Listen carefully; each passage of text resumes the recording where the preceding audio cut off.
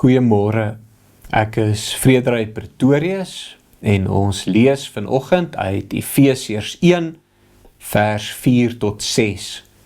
Soos hy ons in hom uitverkies het voor die grondlegging van die wêreld, om heilig en sonder gebrek voor hom in liefde te wees, deurdat hy ons voorbeskik het, om ons as sy kinders vir homself aan te neem, deur Jesus Christus, na die welbehae van sy wil, tot lof van die heerlikheid van sy genade. Wanneer mense aan verlossing dink hulle dikwels aan vergifnis, en dis reg so. Die evangelie leer vir ons dat ons sonde vergewe word deur die bloed van Jesus Christus. Maar die evangelie gaan verder as vergifnis. God vergewe ons nie bloot en stuur ons dan op ons eie pad nie. Hy neem ons aan as sy kinders. Daar's 'n groot verskil tussen vryspraak en aanneming. Stel jou voor iemand staan skuldig in 'n hofsaal, die regter spreek hom vry en die persoon stap uit die hofgebou. Dis wonderlik, maar die verhouding eindig daar. Nou stel jouself nog iets wonderliker voor. Die regter spreek nie net die skuldige vry nie, hy neem hom huis toe.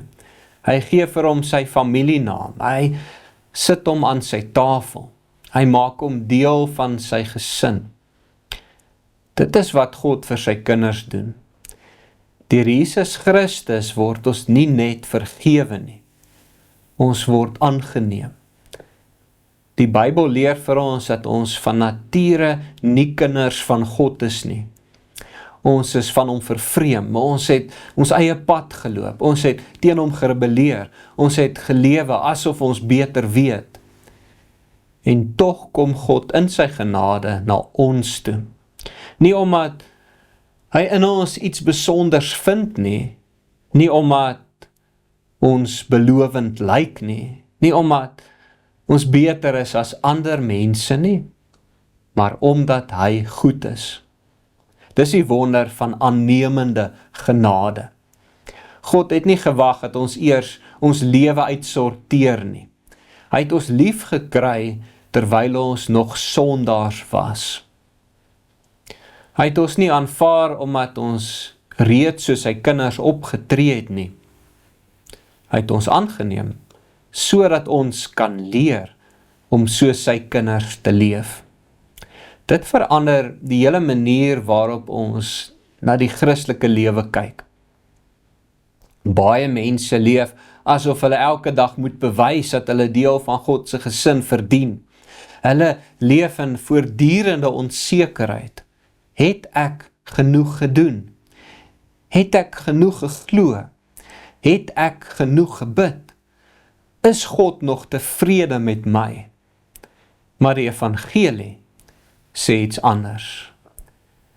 In Christus is jy nie besig om vir aanneming te werk nie. Jy leef vanuit aanneming. Jy is nie gehoorsaam om 'n kind te word nie. Jy is gehoorsaam omdat jy reeds 'n kind is. Dink aan 'n geliefde kind in 'n gesonde huisgesin. Die kind probeer nie gehoorsaam wees om sy pa te verdien nie. Die kind gehoorsaam omdat hy reeds weet hy behoort. So werk dit ook in die koninkryk van God. Wanneer ons besef dat God ons Vader geword het, verander ons motiewe. Ons dien hom nie meer uit vrees nie. Ons dien hom uit liefde. Ons probeer nie meer sy guns wen nie. Ons reageer op die guns wat ons reeds ontvang het. En self wanneer ons struikel, bly hy ons Vader. 'n Liefdevolle aardse Vader hou nie op om sy kind lief te hê wanneer die kind val nie. Hoeveel te meer sal ons hemelse Vader nie sy kinders vashou nie. Dit beteken nie dat God sonde ignoreer nie. 'n Goeie Vader vorm sy kinders, hy leer hulle, hy tugtig hulle, hy lei hulle. Maar hy doen dit altyd as Vader. Nooit as iemand wat sy kinders wegstoot nie. Miskien is daar vandag tye wanneer jy onseker voel oor jou plek by God. Miskien kyk jy na jou tekortkominge en wonder of jy werklik aan hom behoort. Luister dan weer na die evangelie. As jy in Christus is jy nie bloot vergewe nie, jy is aangeneem. Jy het 'n Vader in die hemel, jy het 'n plek in sy huisgesin, jy dra sy naam, en niks sal ons ooit van die liefde van ons hemelse Vader kan skei nie, of kan wegvat nie. Daarom kan ons met dankbaarheid, vertroue en vreugde leef. Nie as weeskinders wat probeer om 'n huis te vind nie, maar as kinders wat reeds tuis gekom het. Kom ons bid saam. Hemelse Vader, dankie dat U my nie net vergewe het nie, maar ook as U kind aangeneem het. Help my om elke dag te leef vanuit die sekerheid van U liefde. Wanneer ek twyfel of struikel, herinner my daaraan dat ek deur Jesus Christus aan U behoort.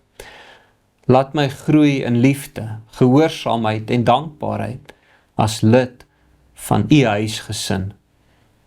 Amen.